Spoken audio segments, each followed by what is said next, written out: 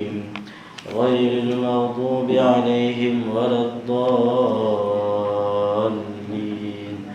آمين. بسم الله الرحمن الرحيم. الحمد لله رب العالمين، والصلاة والسلام على أشرف الأنبياء والمرسلين وعلى آله وصحبه أجمعين. سبحانك لا علم لنا إلا ما علمتنا إنك أنت العليم الحكيم.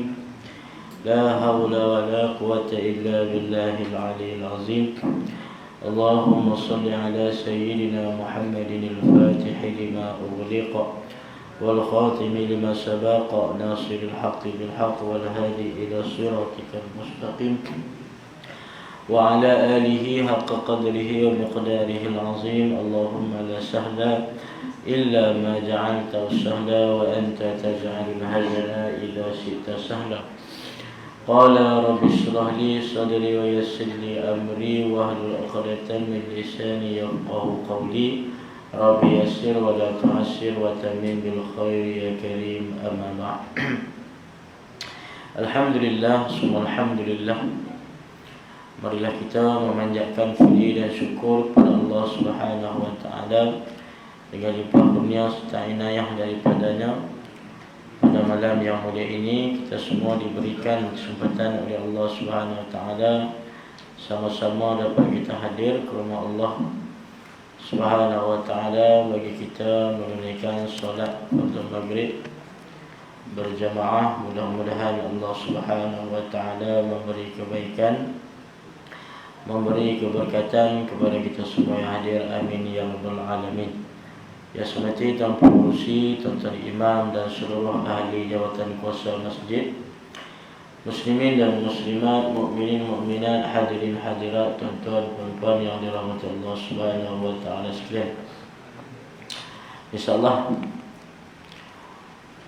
kuliah kita pada malam ini sambungan daripada bacaan kitab Idaman Penuntut. Kita sambung pada kata pengarang kitab rahimahullah ta'ala, wa nafa'ana bi'ulumihi fid dharain amin. Kita sambung pada bahagian yang ketiga daripada bahagian air, iaitu air suci pada dirinya tidak boleh menyucikan benda yang lain. Jadi bahagian air ini tuan-tuan ada 4. Yang pertama, air yang suci dirinya dan boleh menyucikan benda lain serta tidak makruh menggunakan, itu air mutlak. Yang kedua, air yang suci pada dirinya dan boleh menyucikan benda lain tapi makruh guna, air musyammas, air yang dipanaskan matahari. Kita dah bincang dah dulu.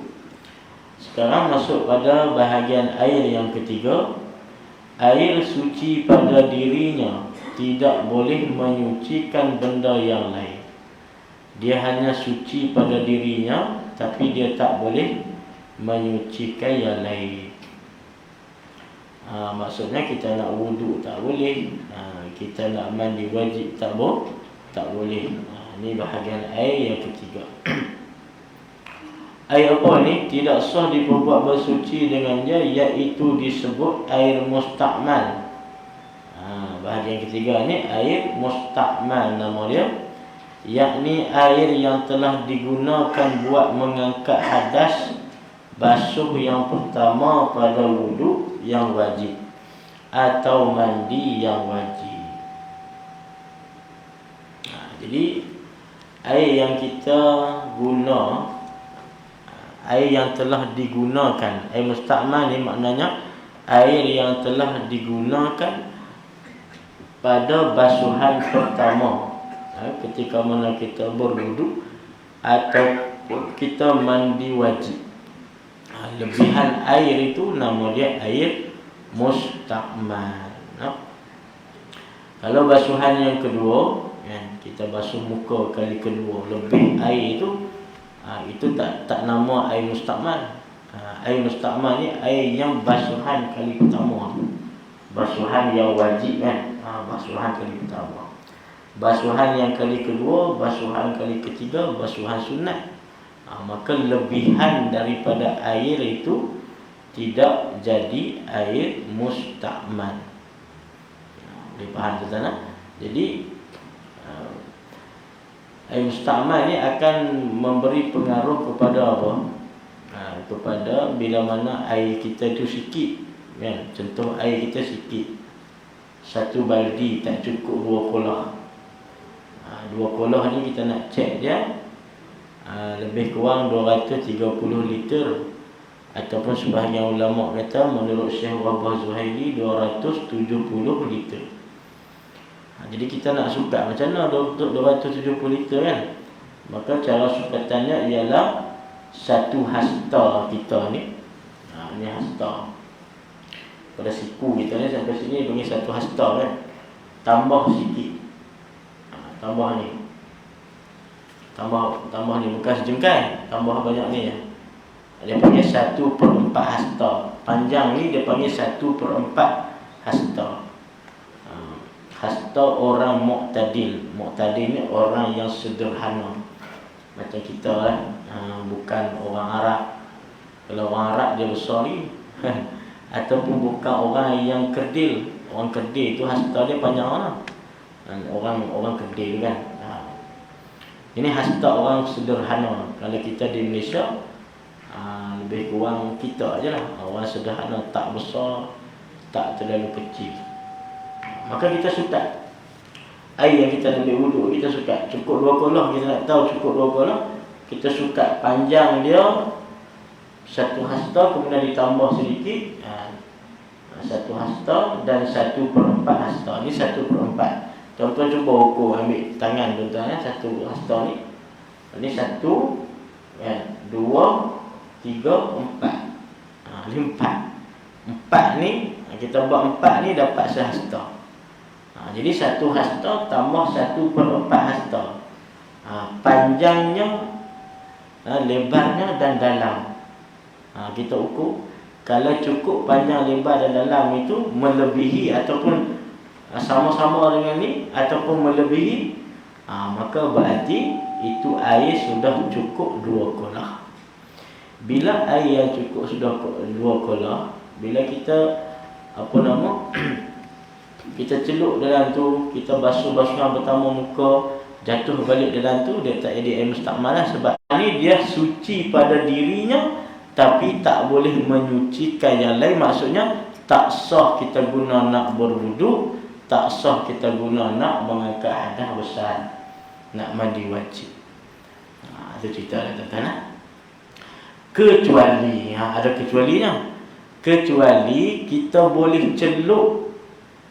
Kita boleh, sebab tu air yang sikit tadi kan, kalau kita celup dia, kemudian bila kita basuh, jatuh balik dalam tu, jadi musta'mal. Kecuali air itu kita boleh celupnya, boleh celup tu dengan syarat kita niat tangan kita itu sebagai gayung. Walaupun air itu kecil kan, baldi kecil, kita contohkan. Kalau kita tak celup, kita tuang lah kan. Kita tuang macam tu. Kalau kita nak celup boleh juga. Syaratnya ialah kita niat sebagai tangan kita itu menggantikan gayung. Gantikan gayung tangan kita. Jadi kita celup tak ada masalah. Kita boleh basuh muka, basuh tangan. Lepas tu celup pula lagi, basuh tangan. Tapi pastikanlah bila kita celup tu, yang lebihan basuh muka tu jangan bagi jatuh balik dalam tu. Kita basuh pertama muka kan, basuh wajib. Kita basuh-basuh tu bagi jauh sikit. Kalau kita basuh jatuh balik yang basuh pertama, jatuh balik dalam yang baldi yang tak cukup 2 kolah tu, jadi air musta'mal 1 baldi. Boleh faham tak? Kalau basuhan kedua, basuhan ketiga tak ada masalah. Basuhan pertama kita sempurna dah, basuhan kedua jatuh balik, ataupun basuhan ketiga jatuh balik air lebihan tu, jadi tak jadi air musta'mal. Kenapa? Menyalahi daripada syarat air musta'mal. Bila dia menyalahi daripada syarat ataupun definisi, keluar daripada definisi takrif dia itu, berarti tak jadilah air mustakmal. Baik. Jadi air mustakmal ni air yang digunakan buat mengangkat hadas basuh yang pertama. Tengoklah kitab kita ada kata basuh yang pertama. Basuhan pertama tu lah basuhan wajib pada wuduk yang wajib atau mandi yang wajib.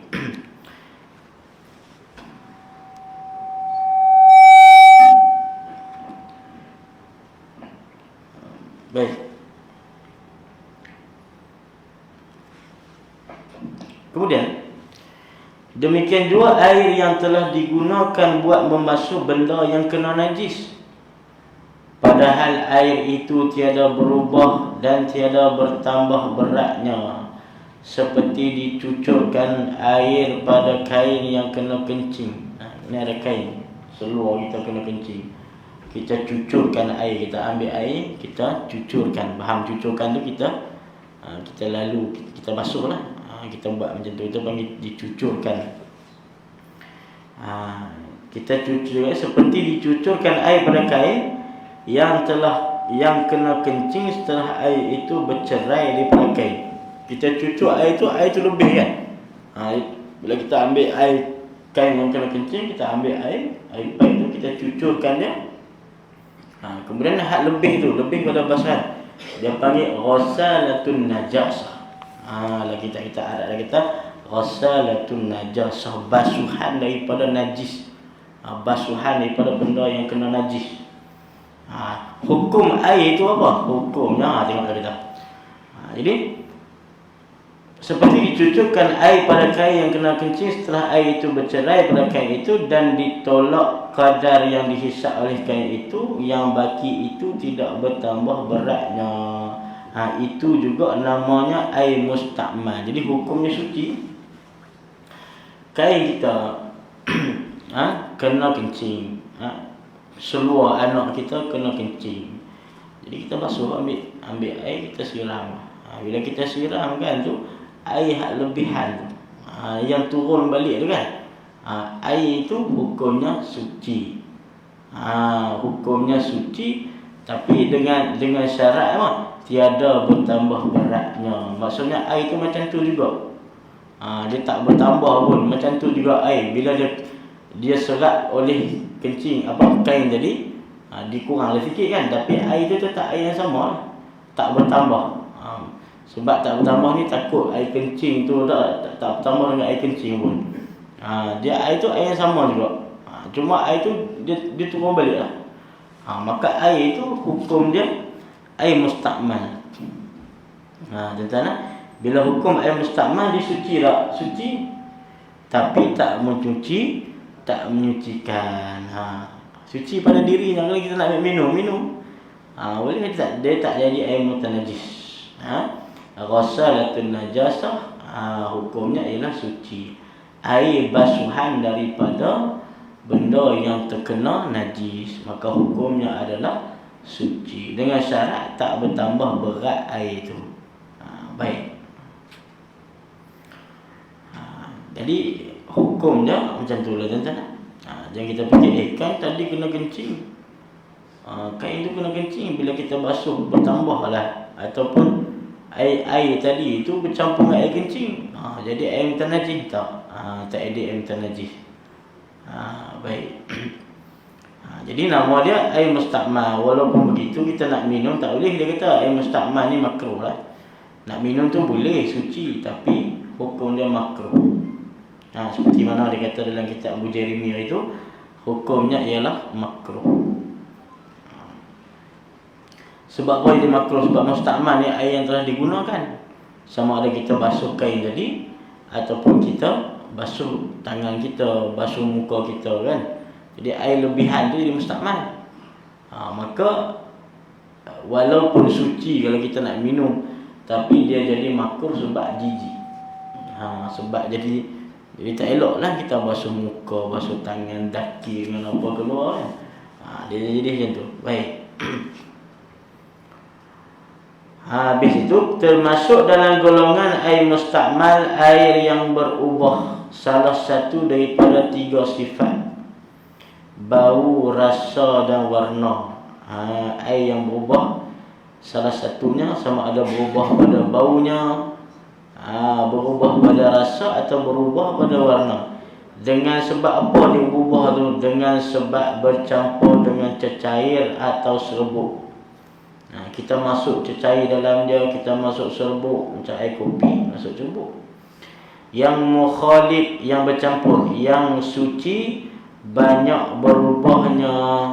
Berubah tu banyak sungguh lah. Kalau warna tu daripada putih jadi merah, air sirap. Daripada putih jadi hitam, air kopi. Sehingga jadi bukan macam air, tidak dinamakan air lagi, sama ada berubah itu nampak dilihat atau dirasa pada hissi, pada panca indera kita. Tengok warna merah, tengok jadi warna hitam. Seperti sirap, kopi, susu dan lain-lain. Ini pun air dia masuk dalam jenis air mustakmal juga. Air yang bercampur dengan benda yang suci sehingga berubah salah satu sifatnya. Kalau air mawar, air apa? Air sirap, dia berubah dari sudut warna. Kita masuk sikit ya sirap, jadi warna merah. Ataupun berubah sikit pada warna, kemudian bau, dia ada bau sirap kan. Air kopi berubah jadi warna hitam, ada bau kopi. Jadi air ni suci lah, sebab tu kita minum dia kan. Air sirap, air teh, air kopi ni suci. Tapi suci pada dirinya, tidak boleh menyucikan yang lain. Itu masuk dalam bahagian air mustakmal juga. Jadi kita nak ambil wuduk tak boleh lah pakai air sirap. Nak ambil wuduk pakai air kopi tak boleh lah. Termasuk air kelapa. Air kelapa tu berubah dah tu. Air kelapa masuk sini lah. Air tebu. Itu semua air yang suci pada dirinya, tapi tidak boleh menyucikan yang lain. Dalam arti kata, tak boleh berwuduk, tak boleh mandi wajib. Itu berubah pada hissi atau tidak nampak, cuma pada takdir saja. Seperti bercampur dengan air mawar. Takdir ni pada kiraan kita. Secara hissi ni makna nampak betul lah. Kalau air kopi tu berubah jadi hitam, air sirap berubah jadi warna merah, itu nampak. Tapi ini berubah tak nampak, nampak putih juga. Tapi dia berubah juga tu pada takdir dia, pada sangkaan, pada kiraan kita. Seperti bercampur dengan air mawar yang sudah hilang baunya. Air mawar warna apa? Warna putih kan. Kemudian air mawar tu pula hilang bau. Hilang bau, dah warna putih, hilang bau mawar. Air warna putih, hilang bau mawar. Nampak macam air biasa, nampak macam air mutlak. Seperti air mawar yang sudah hilang baunya. Dan air mustakmal, maka air ini hukumnya sama macam air mustakmal. Dari segi tak sah dibuat bersuci dengan dia, sama. Air mawar ni warna putih kan, warna putih tadi. Tapi bila kita cium, bau mawar. Bau mawar kan, bau wangi dia tu, ni air mawar. Tapi air mawar tu dia bau dia hilang. Entah macam mana kita biar lama ke apa ke, kita jemur ke, hilang bau dia. Andai kata baunya hilang, jadi putih macam ni, adakah boleh kita guna untuk berwuduk? Tak boleh juga. Tak boleh. Kenapa tak boleh? Jadi hilang, tak ada macam air mawar. Tak. Dia masih air mawar walaupun hilang baunya. Maka air mawar yang sudah hilang bau sama juga seperti air mustakmal. Dia air yang suci, kita nak minum ke nak apa ke, kena pada pakaian kita, sah kita bawa solat. Akan tetapi kita nak guna untuk berwuduk ataupun mandi wajib, tak boleh. Sah, suci pada dirinya, tidak menyucikan yang lain. Baik. Tu. Sebaliknya, jika bercampur dengan sesuatu benda yang suci itu sedikit. Ini lain pula cerita ni. Tadi bercampur banyak, warna merah, sirap. Bercampur kopi jadi hitam. Itu air yang suci, tak boleh guna untuk wudu. Tak boleh dibuat untuk bersuci. Sebaliknya, jika bercampur dengan sesuatu benda yang suci itu sedikit, campur sikitnya, dan berubahnya sikit je berubah, tidak hilang nama air. Nama air juga. Tak jadi kopi, tak jadi teh, tak jadi sirap, jadi air juga. Dia berubah sikit. Seperti bercampur dengan cecair yang sama sifatnya dengan air, maka air ini masih suci lagi menyucikan yang lain. Boleh dia kata. Kita ni air putih. Kita ambil benda yang putih juga, kita campur dalam ni. Tak kira lah apa pun, kita campurkan benda tu, tak menjejaskan. Kalau berubah pun sikit je, bau ada sikit je bau. Menurut dia kata, air ini masih suci lagi menyucikan yang lain. Jadi air mutlak dia. Sebab dia berubah itu sikit. Pada pendapat saya, air baik yang kita gunakan sekarang, ni dia kata, air baik yang kita gunakan sekarang yang mana telah bercampur dengan klorin termasuk dalam golongan air ini. Sikit je. Kita ambil air baik itu, kita tak nampak pun klorin dia, tapi ada klorin kan. Klorin tu ada kan, tapi kita bau tak bau kan. Dia kadang-kadang yang buat tu, kalau dia orang terlebih bau klorin tu, dia bau kuat tu. Tu jaga-jaga tu. Kalau bau kuat sangat tu, takut dia jadi air tu, air yang suci tapi tak menyucikan. Tapi air baik kita ni mana ada bau klorin pun, tapi kita tahu dia ada proses dia kan. Proses daripada air sungai tu nak jadikan air bersih, macam kita buka paip kat rumah kita tu, bukan terus ambil dari sungai macam tu je. Terus ambil sungai jadi betul-betul bau air sungai. Ini dia ada proses. Proses dia itu sehingga kan kena masuk sesuatu benda seperti klorin tadi. Bila dia masukkan klorin, jadi air elok macam kita buka paip kita tadi tu. Maka dia kata air paip kita ni yang dicampur dengan klorin ni masuk dalam bab ni. Bab apa? Air yang suci lagi menyucikan. Kan dah bercampur tadi, ada benda yang lain bercampur tetapi sedikit saja tak mengapa. Jadi air paip kita itu termasuk dalam air mutlak. Tambah satu lagi, yang ke-8 air paip. Air mutlak ada 7, tambah satu lagi air paip. Boleh macam tu. Sebab tapi dalam tu termasuklah sungai kan. Air paip kita datang di mana? Dari sungai kan? Daripada pangan daripada sungai. Jadi termasuk dalam 7 tu jugalah. Sama. Cuma ceritanya tu, adakah air paip kita ni masuk kategori air mutlak atau air mustakmal ni? Maka jawabnya, air paip kita masuk kategori air mutlak walaupun bercampur dengan klorin, tapi tak apa, sikit saja. Dia tak menyebabkan air itu hilang dia punya sifat mutlak tu. Masih lagi dianggap air mutlak. Tapi kalau macam air kopi, air teh tu, itu tak boleh lah jadi air mutlak, sebab dia berubah terlalu banyak. Sehingga kita pun tak kata air mutlak. Tengok warna merah, itu warna air sirap. Baik.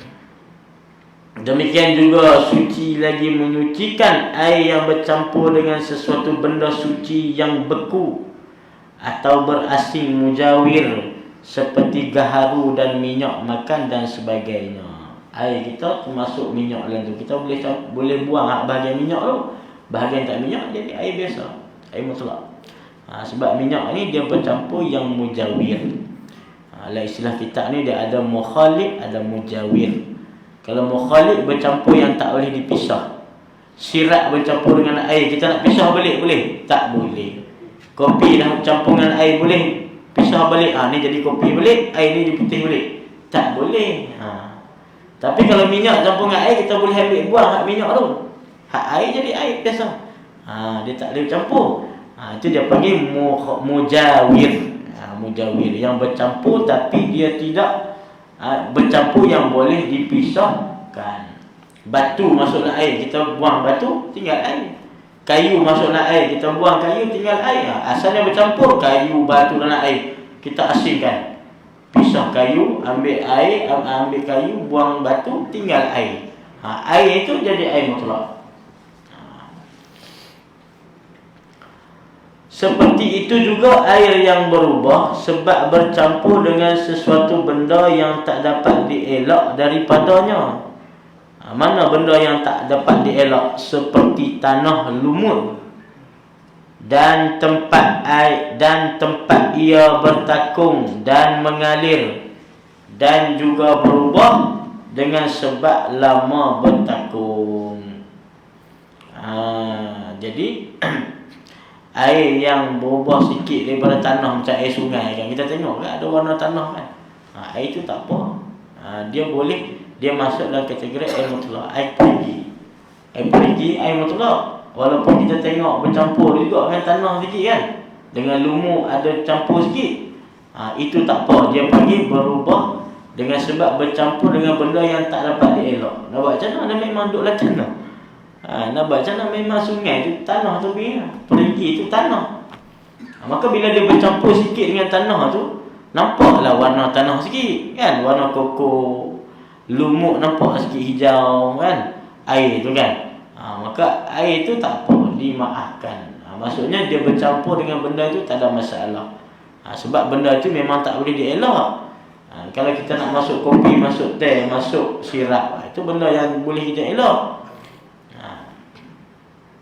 Jadi air perigi, air parit, air sungai yang ada bercampur sikit dengan tanah, itu termasuk dalam air yang suci lagi menyucikan, iaitu air mutlak. Jadi kita nak wuduk kat sungai, wuduk kat laut, ada masalah. Kita nak mandi wajib, tak ada masalah, lagi mudah kat sungai. Kita terjun je. Terjun, niat terjun. Lepas tu bangun, keluar, timbul balik pada sungai. Dah selesai mandi wajib. Kalau wuduk, duduk ni boleh kita wuduk seperti biasa kat laut atau sungai. Kita masuk dalam wuduk macam biasa, buat anggota wuduk daripada basuh tangan, muka sampai kaki. Ataupun boleh kita basuh sekaligus dengan kita menyelam. Boleh. Kan saja aku wuduk tu terjun dalam sungai. Jadi bangun tu settle semua. Tak payah ambil satu-satu, boleh. Tapi sebahagian fuqaha kata buat isyarat, kita gerakkan. Basuh kepala, gerakkan kepala, basuh tangan, gerak tangan. Tapi ni duduk dalam ni, duduk menyelam ni, tengah menyelam ni, buat isyarat aja, cukup, bangunlah kata. Selesai wuduk. Jadi begitulah tuan-tuan. Jadi syariat kita ni, tengok bagaimana Allah Ta'ala letakkan banyak sumber-sumber kita kan. Bila Allah Ta'ala letak wuduk ini salah satu syarat bersuci kan, syarat untuk kita sah solat kita, maka Allah Ta'ala hadirkan, tengok macam-macam dia punya sumber daripada air yang boleh kita berwuduk. Kalaulah kata wuduk ni air sungai saja, air hujan saja, ini musim kemarau macam mana kan? Maka ini dia punya hikmah lah. Allah Ta'ala jadikan air itu sebagai alat bersuci, sebab air ni mudah untuk kita dapati dan sumbernya banyak dan tak pernah kering. Walaupun di negara macam di Afrika, di gurun Sahara, di Afrika ni tuan-tuan, dia ada sungai Nil merentasi beberapa buah negara, daripada Mesir, Sudan sampai ke tengah Afrika kan, sungai Nil. Dan sungai itu tak pernah kering tuan-tuan, walaupun sana jarang-jarang hujan. Masalah kat Mesir ni jarang-jarang hujan. Tanya Ustaz Idlan duduk sana potong hujan berkali, boleh kira tak? Boleh kira. Hujan berkejap, bukan hujan macam kita penuh air takung. Tak ada. Hujan sekadar basah je. Debu yang berterbangan tu bila dia basah, nampak reda sikit debu tu, nampak basah. Itu je. Tak ada hujan yang sampai bertakung air melimpah macam kita, sampai banjir kan. Tak ada. Tapi Allah Ta'ala jadikan sungai Nil tadi kan, itu sumber utama penduduk di sana. Bukan Mesir saja, beberapa negara Afrika lagi. Jadi kalau kita tengok peta tu, dia bandar-bandar utama yang di sekitar sungai Nil tu, negara-negara yang ada sungai Nil tu, bandar-bandar dia semua di pinggiran sungai Nil tersebut. Kalau di Mesir, Kahirah kan, sampai ke Iskandariah kan, tu bandar tu semua dibina di dekat berhampiran dengan sungai Nil. Kerana sungai Nil itu menjadi punca utama, sumber utama air bagi negara dia. Itu dia tentang Allah Ta'ala jadikan. Walaupun hujan tak ada, tapi tengok sungai itu boleh menampung ribuan, jutaan manusia yang yang bergantung dengan sungai ini tersebut. Itu keajaibanlah yang Allah Ta'ala bagi kan, nikmat yang Allah Ta'ala bagi. Tengok tempat kita lagi banyak lah. Bukan hanya sungai, laut ada kan, hujan lagi, air mata air lagi. Tempat dia kering kan, hujan jarang-jarang. Kita ni korek kat mana pun insya-Allah ada air. Hujan, tapi ni hujan lama tak hujan musim kemarau kan. Tapi kita kawasan yang lembap, kita iklim yang lembap. Iklim kita ni hujan tropika. Baik.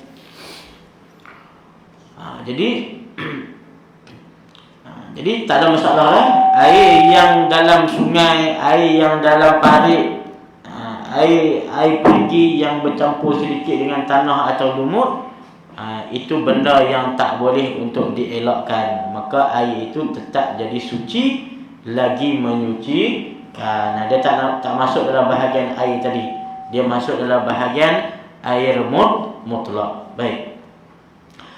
Kemudian tuan-tuan, bahagian yang keempat, air yang kena najis disebut mutan najis.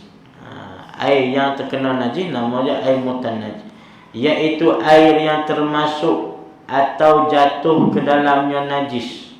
Najis masuk dalam dia, tak kira najis apa pun.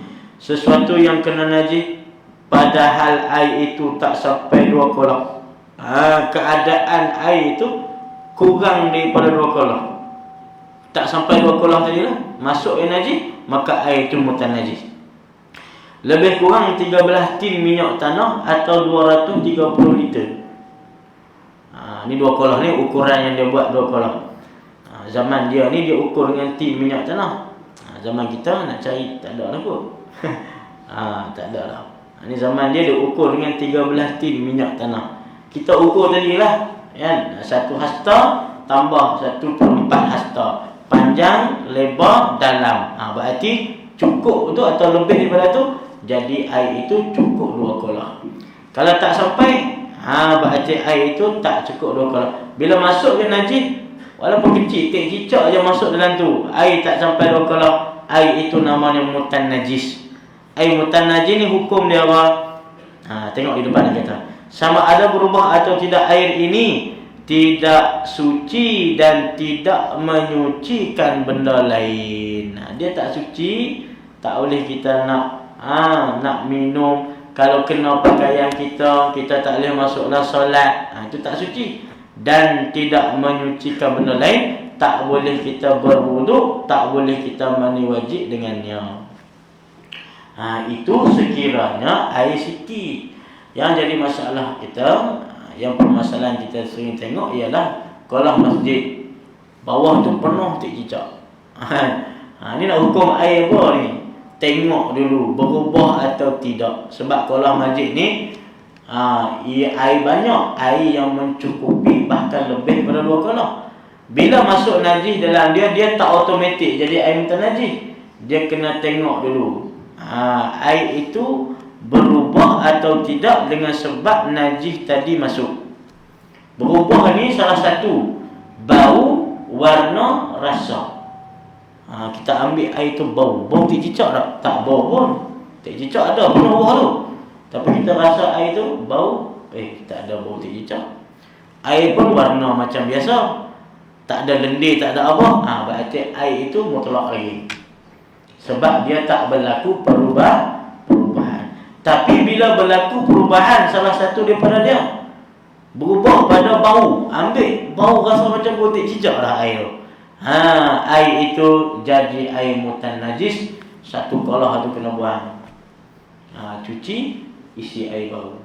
Tapi kalau dalam kalah tu ada tak cicak, kita bau tak ada, rasa tak ada, warna tak ada, berubah, berarti air itu mutlak lagi, boleh kita wuduk, boleh kita mandi wajib. Itu. Tapi kalau air sikit berubah tak berubah, jadi air mutan najis kan. Ini air sikit, satu cawan pom cicak berak masuk tak cicak dah ni. Kita kata tak berubah ni, kita cepat-cepat buang. Bau tak ada, rasa lendir kan tak ada. Lepas tu berubah tak jadi warna hitam sikit ke, coklat ke, keruh ke, tak berubah. Kita kata suci lagi ni. Tak, air ni jadi mutan najis. Sebab apa? Sebab air sikit. Jadi nak mudah faham tuan-tuan, air itu sikit dengan banyak. Sikit maksudnya tak sampai 2 kolah. Banyak maknanya 2 kolah atau lebih. Masuk najis kalau sikit, air mutan najis, tak suci lah. Kalau air kolah tu banyak, tengok dulu. Masuk najis, tengok dulu. Kalau berubah salah satu warna, bau, rasa, kalau berubah mutan najis. Tak berubah, air mutlak. Dia mudah air tu kan. Habis tu. Kemudian tidak termasuk dalam golongan ini jika terjatuh ke dalam air itu najis yang dikecualikan. Ini tadi kita cerita najis yang biasa lah, najis yang tak dikecualikan. Tapi kalau masuk najis yang dikecualikan, air sikit macam ni, masuk najis tapi najis yang dikecualikan. Mana contoh? Umpama bangkai binatang yang tiada berdarah. Macam lalat. Lalat mati dah ni. Kita ambil buang. Boleh minum lah air? Boleh. Tadi kan bangkai masuk. Najis lah bangkai kan. Walaupun lalat pun najis lah. Tapi dia panggil najis yang dimaafkan. Apa lagi? Lipat. Masuk dah tu. Kalau lipat tu cek dululah. Takut suci tu suci. Cuma dari sudut yang lain, takut dia bawa bakteria ke apa benda kan. Itu kena lihat dalam bab dia, kena buat kajian sains pula. Buat kajian dia mudarat tak mudarat. Ada parameter dia, kadang ada mudarat tak mudarat. Kalau mudarat tak boleh minum, tak mudarat boleh minum. Jadi najis yang dimaafkan masuk, itu dia tidak menjadikan air itu mutan najis. Seperti bangkai binatang yang tiada berdarah mengalir ketika dikoyakkan seperti lalat, kumbang, kala, lipat, cicak dan sebagainya. Syaratnya bukan dicampak dengan perbuatan dan tiada mengubahkan air itu. Syaratnya lagi bukan kita sengaja ambil. Ni ada lalat mati, ambil sengaja buh dah tu. Itu tak boleh kan? Sebab dia baca hadis Nabi kata, dalam hadis kan Nabi kata kalau lalat masuk, tenggelamkan sayap sebelah lagi.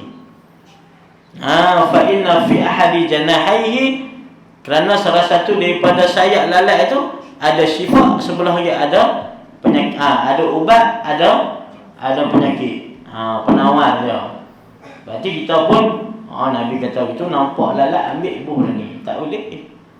Dia kena lalat tu jatuh sendiri, tak apalah, kita tenggelam kan, buang. Air ni tak berubah, tak apa, boleh minum. Tak jadi mutan najis. Tapi itu dia syarat kan? Syaratnya bukan dicampak. Kita ambil buah itu tak boleh. Dan syarat kedua, tiada mengubahkan air itu. Ini masuk banyak ni. Lalat penuh. Kita buang, kita bau pun lain dah. Warna pun nampak keruh dah. Walaupun tadi bangkai itu lalat yang dimaafkan, tapi sebab berlaku perubahan tak boleh juga. Jadi air mutanajis juga. Faham tak? Cukuplah sampai itu dulu. Wallahu subhanahu wa ta'ala a'lam bis-shawab. Aqul qawli hadza astaghfirullahal azim li wa lakum. Wassalamualaikum warahmatullahi wabarakatuh. Bismillahirrahmanirrahim. Alhamdulillahi rabbil alamin. Wassalatu wassalamu ala asyrafil mursalin wa ala alihi wa sahbihi ajma'in. Allahumma faqihna fid din wa 'allimna waj'alna min ibadikas shalihin. Allahumma arina al-haqqa haqqan warzuqna ittiba'ahu wa arina al-batila batilan warzuqna ijtinabah. Rabbana atina fid dunya hasanah wa fil akhirati hasanah wa qina adzabannar. Sallallahu ala sayyidina Muhammad wa ala alihi wa sahbihi ajma'in. Walhamdulillahi rabbil alamin. Assalamualaikum warahmatullahi wabarakatuh.